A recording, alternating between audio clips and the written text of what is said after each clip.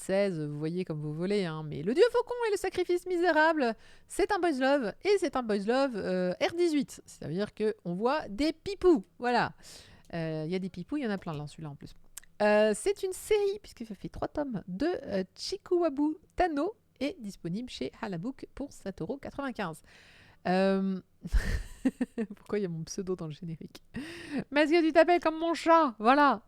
Puis toi, c'est Merlinius d'abord. Lui, c'est Merlin tout court. Comme je l'ai dit, faut que j'arrête avec ce stylo. Comme j'ai dit, c'est chez Anabooks.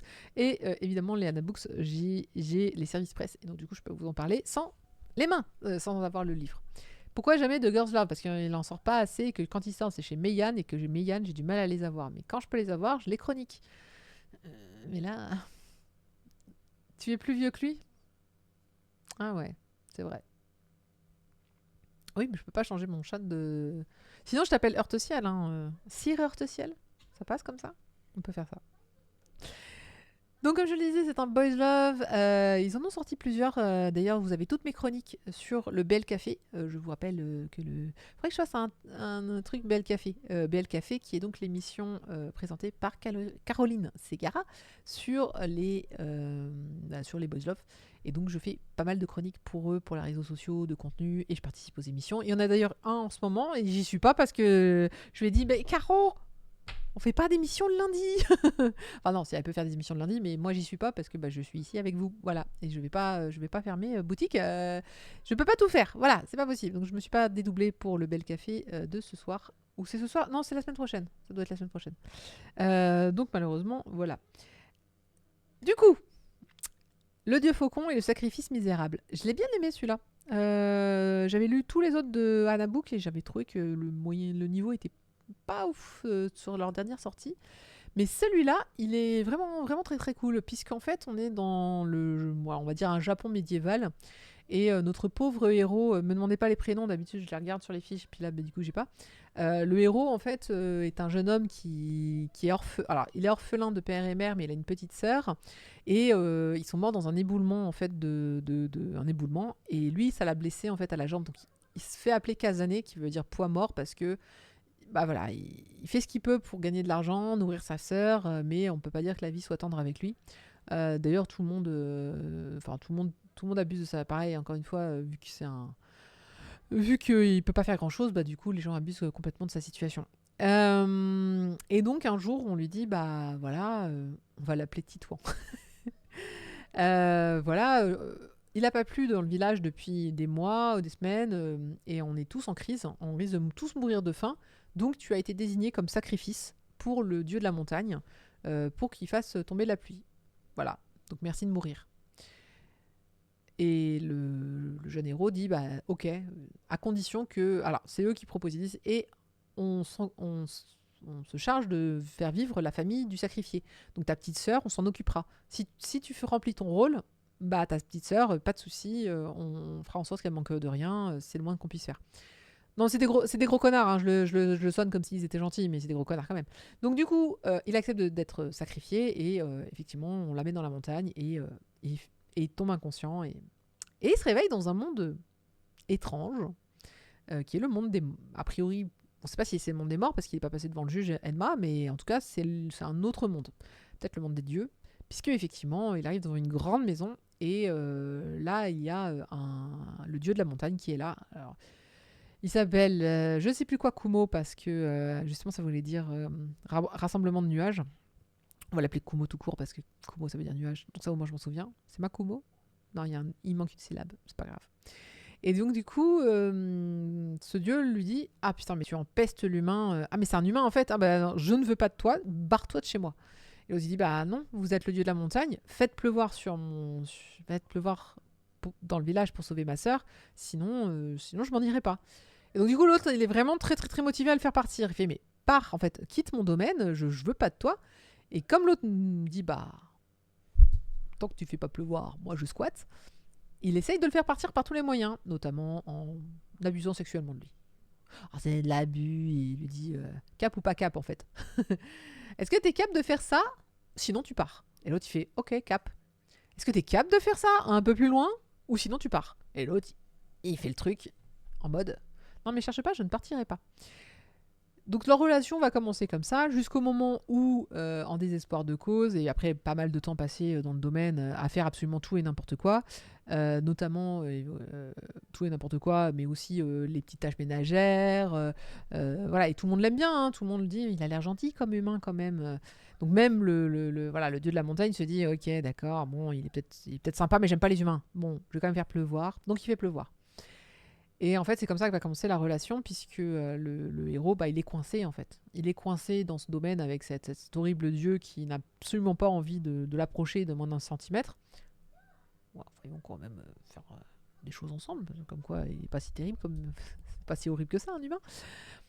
Et vous allez découvrir le pourquoi du comment, le pourquoi le dieu du domaine, le dieu des montagnes déteste les humains, donc il a toute une histoire qui est assez triste.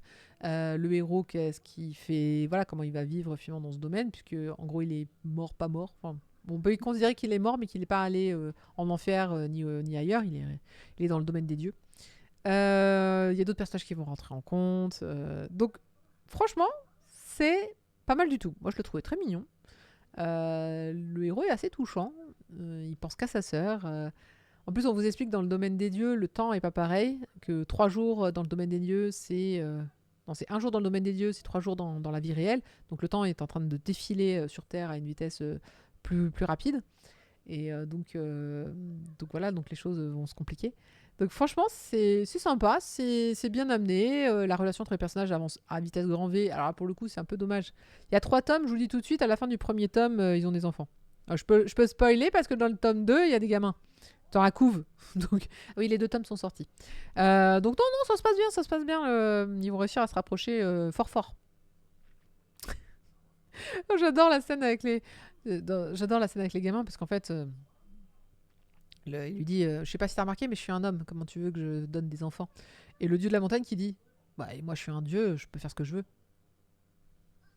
Fair enough. Donc, du coup, ils font des enfants, mais ils pondent des œufs. Le dieu faucon. Il n'y a qu'un faucon. Le dieu faucon, c'est le dieu de la montagne, il a des ailes de faucon, enfin d'oiseau. Donc, du coup, quand l'autre accouche, il pond des œufs. C'est peut-être le petit détail que j'aurais dû omettre pour vous pour pas vous traumatiser. Non mais on voit pas la scène, c'est juste qu'il dit alors c'est bon, ça s'est bien passé. Il fait oui mais je pensais ça c'est des œufs. Bah oui, tu t'attendais à quoi? Des enfants? Bah après, il faut qu'ils éclosent les œufs. Et l'autre il est en mode quoi? Il y a des enfants dans les œufs? Pardon. C'est un truc de fétiche, je reconnais. Moi, ça m'a fait super sourire. Ça m'a rappelé un autre titre qu'on avait fait avec un oiseau qui tombe amoureux d'un serpent ou un truc comme ça. Et ils font hé, on couche ensemble. Ouais, c'est quoi ton appareil génital? Ben, en fait, c'est compliqué. Et tu les vois et ils font on peut essayer quand même. Oiseau, reptile. Vous savez à quoi ça ressemble, le pénis d'un reptile? Puis un oiseau, enfin, y a pas ce qu'il faut, quoi. Ah, c'était génial ce manga. J'ai beaucoup aimé. Donc ouais, donc ça m'a fait marrer, pardon, désolé. Enfin non, mais fallait que je... Alors le début de la phrase sorti de son contexte c'est chelou. Mais fallait que je l'explique. C'est comme la scène de l'œuf dans Monster Musume. Ouais, ouais, ouais. Attends, c'était Monster Musume. C'est le roi démon et ses 6 enfants là. Il était fun celui-là. Elle aussi, elle a couché d'œufs. Où elle fait oh non mon dieu je suis trop jeune pour avoir des enfants. Puis elle accouche d'un œuf, elle fait ah bah ça je vois bien. Oui parce que j'ai dit que tu devais te poser toi. Je suis la première à prendre des trucs dans la main.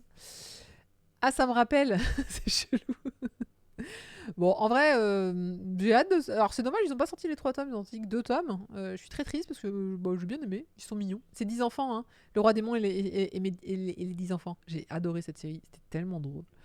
Bah ça c'est pas mal du tout, c'est mignon, c'est choupi, c'est une histoire d'amour qui, comme tous les buzz love, finit bien pour l'instant. Reptile plus oiseau et ainsi naquit le Quetzalcoatl. Ouais, exactement. Enfin là c'est un moineau et un serpent et un dieu serpent, c'est un peu chelou quand même. Si vous voulez le lire, je vous rappelle que pour Hana, vous pouvez tout lire en ligne en général. Moi, je les lis en ligne puisque du coup, j'ai des accès. Donc, si vous voulez pas acheter les mangas, vous pouvez les acheter, mais moins cher et en ligne. Voilà, c'est quand même vachement mieux. La traduction, c'est de Vanessa Gallon et le lettrage de Studio Tony. Il y a des pipous partout. Voilà, j'ai dit, il y a les scènes de début, il y a les scènes quand ils se mettent ensemble, il y a les scènes pour le plaisir, il y a voilà, il y a pas qu'une seule scène à la fin et à la limite, je pourrais vous dire non, mais ça va, c'est pas que pour le cul. Là, très clairement, c'est une série qui est très très très portée sur la chose. Donc, si ça vous pose un souci, effectivement, ce ne sera pas pour vous. La sortie, c'était le 8 janvier et le prochain tome, bah du coup, on ne sait pas. Et ça, c'est vachement grave parce que bah moi, j'aurais bien aimé finir la série. Parce que c'était sympa. En tout cas, je pense que c'est la meilleure sortie de tout le package de sorties qu'ils ont fait entre le 30 janvier et le 8 janvier. Là, ils en ont sorti, je sais plus, j'ai dû voir une 7-8 séries sorties ou one-shot. Je pense que c'est la meilleure du lot. Voilà. C'est vrai, les autres, elles n'étaient pas... C'était pas incroyable. Il y avait pas... Je vous ferai pas un spécial Buzz Love, je pense, parce qu'on va vite voilà, on va vite tourner en rond. Mais cela était pas mal. Alors en fait, c'est juste qu'ils sont sortis beaucoup de titres très portés sur le cul.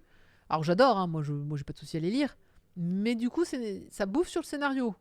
Et quand tu mets un titre où ça couche H24, bah évidemment, la partie scénario, tu la vois au début, à la fin, et puis c'est à peu près tout. Et tout le reste du bouquin, c'est des occasions de s'envoyer en l'air. Ce qui, encore une fois, est tout à fait légitime et se lit très agréablement.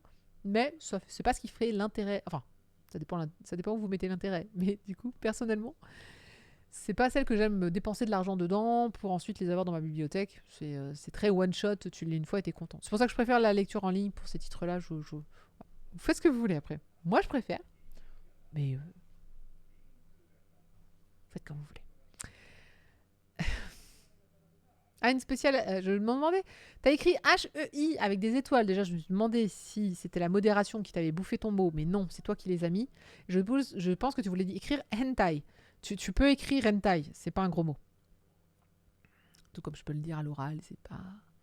Tant que vous mettez pas un lien vers des trucs de cul, ça devrait aller.